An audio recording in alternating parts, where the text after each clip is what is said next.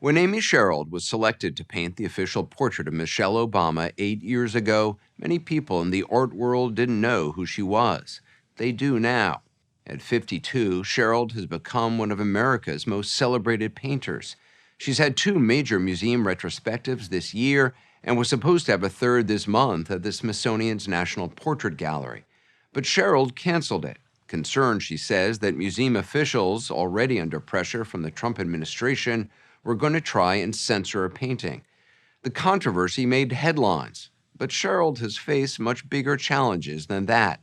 Like many of the people she paints, Amy Sherald has found a way to make her way. The story will continue in a moment. In Amy Sherald's paintings, her subjects, Black Americans, stare silently straight out from the canvas.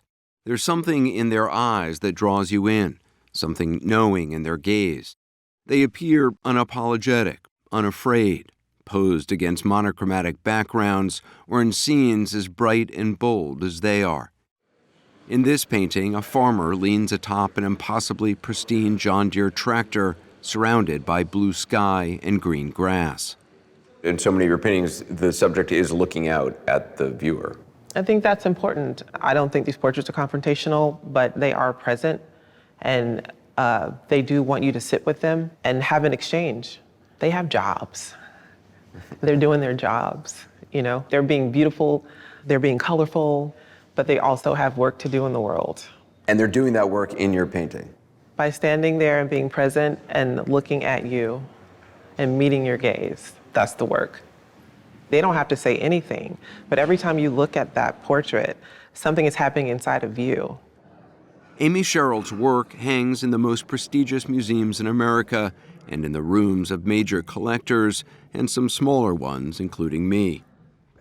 This summer, she gave us a private tour of her show, American Sublime, while I was at the Whitney Museum of American Art in New York, home to some of the greatest artists of the 20th and 21st centuries. Sherald has been dreaming of having a show here for years. I would sit in my studio every day, and I would meditate and visualize myself in this space. How does it compare to the fantasy? It's exactly like it. Is it? Yeah, it's perfect. Her paintings are portraits, but not in the traditional sense. The people in them are real, but their names are rarely used. She's cast them in a visual story all her own.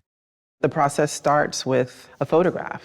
After I randomly come across some person that I'd like to say, like, my energy recognizes their energy, or there's something there, right? And just kind of hold it like they come to the studio, and either I already have a vision in my head of what I want to create, or they are the walking vision of what I want to make, and I photograph them. She's used friends, models, dancers, strangers she's seen on the street. The clothes they wear are often thrift store finds. Sherald has racks of them in her studio. I've had this for probably 5 years, just waiting for the right person. There were only 2 paintings in Sherald's show of people whose names were used. This is her portrait of a very alive Breonna Taylor, painted after she was shot to death by police in 2020 in a botched raid on her apartment. And this is Sherald's most famous work, the former First Lady, titled Michelle LaVaughn Robinson Obama. Unveiled in 2018, it made headlines around the world. Did you know how important this was going to be for your career? Yes. Did you think about that? I think in the moment, I wasn't thinking about that, because if I did, I probably would have just freaked out, you know? I just stayed out of my head and stayed in the painting. What stands out to you? When I look at it now, Yeah. the dress. Like, I'm deeply in love with this dress. Just the red, the pink, the yellow, and then the black and gray. I wanted the dress to also have some kind of symbolism and almost be a painting in and of itself. Before coming to the Whitney, American Sublime was at the San Francisco Museum of Modern Art. We build a model. Sarah Roberts was the show's curator. I wasn't sure we could do Amy Sherald for 60 Minutes because I'm not sure that cameras really capture the work. It's a very different experience to see it in person. There's a luminescent quality to it. There's a quality to the color that is impossible to catch on camera. They have a majesty and a tactility when you see them in person that they lose in in reproduction. How does she do that? She's an incredible painter. I mean, just the That's what it comes down to. technical skill. Sherald's style of painting is called American realism. It's a way of depicting the ordinary in American life. It has meant slightly different things to the different painters it's been applied to. And she is creating images that say something about America right now.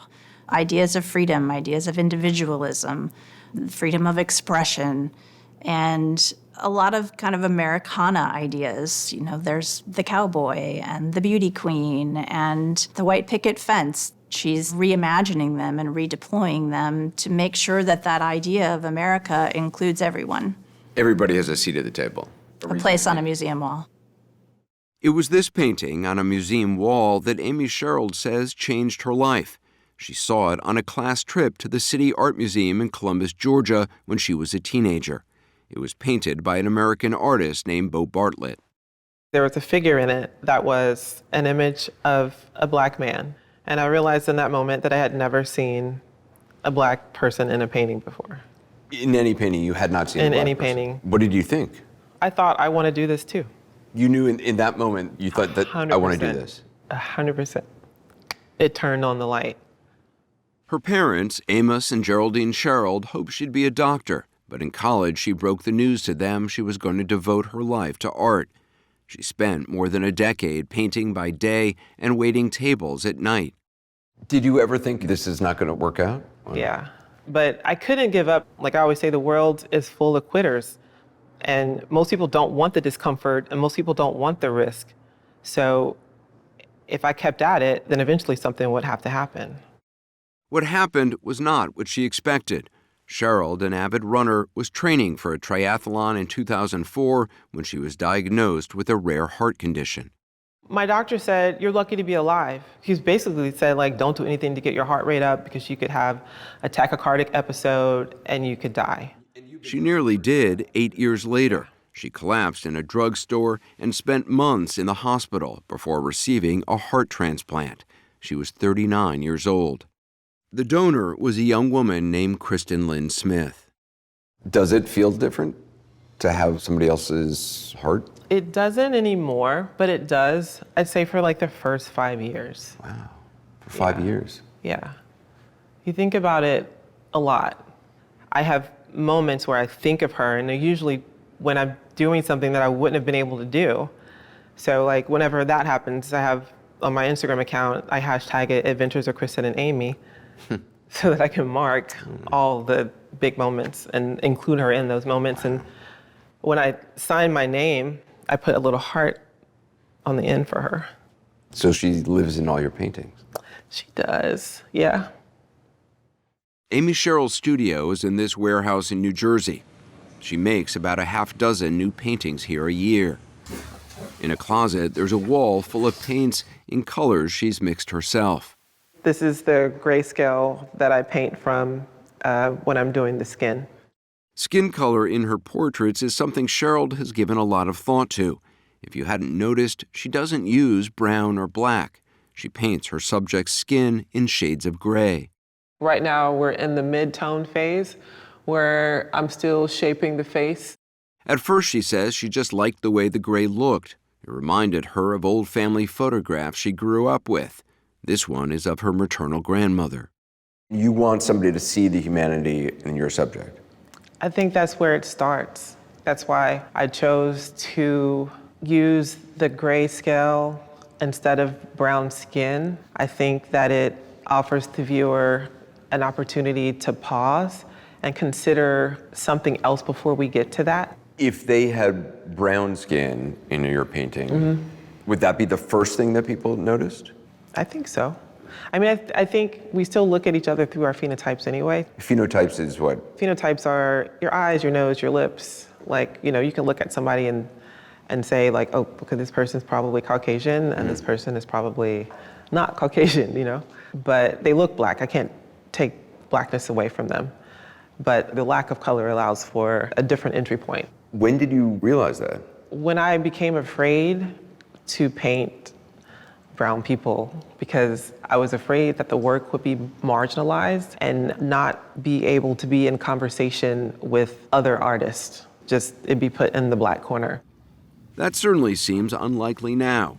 At auctions, her paintings have sold for as much as $4 million and are often compared to work by the masters of American realism: Edward Hopper, Andrew Wyeth, even Norman Rockwell. Does that make sense to you in any way? It's technically what I wanted as a black woman, artist, American, for people to be like, yeah, Amy Sherald, Norman Rockwell, Edward Hopper, like I'm in the room with the guys. And so I think I'm okay with it.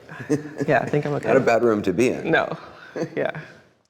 Before we left her studio, Sherald showed us this model made in preparation for the now canceled exhibition of American Sublime at the Smithsonian's National Portrait Gallery. You get to see how it flows and then what kind of story it's telling as the viewer walks through.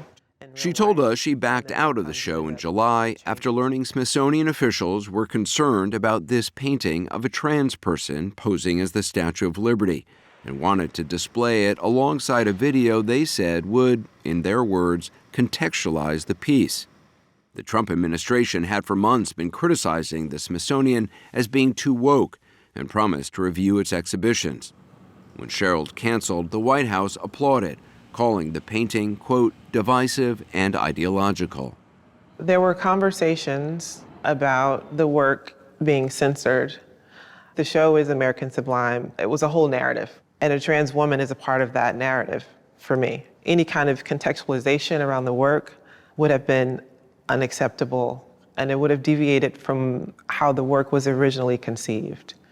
And because of that, I felt like my only choice was to pull out. Do you see your work as political? Today, I do. I don't think that it's in its true nature from where it comes from inside of me political, but it lives in the world and therefore can be art on Monday and political on Tuesday, you know? It's like the pinnacle for me. Sherald's paintings won't be hidden away for long. After she canceled the show in Washington, the Baltimore Museum of Art offered to exhibit American Sublime. The show opens there November 2nd. Do you consider the work patriotic? Yes. I don't think there's anybody more patriotic than a black person. How so? I mean, we've been here since the inception of this idea of what American is. We are deeply ingrained in the fabric of this country. This country would not be if it was not for us. So I have to claim that patriotism. Otherwise, I'm just handing it over to somebody to give me the definition of what it means to be American. But I know what the definition of what it means to be American is, and I'm the definition of an American.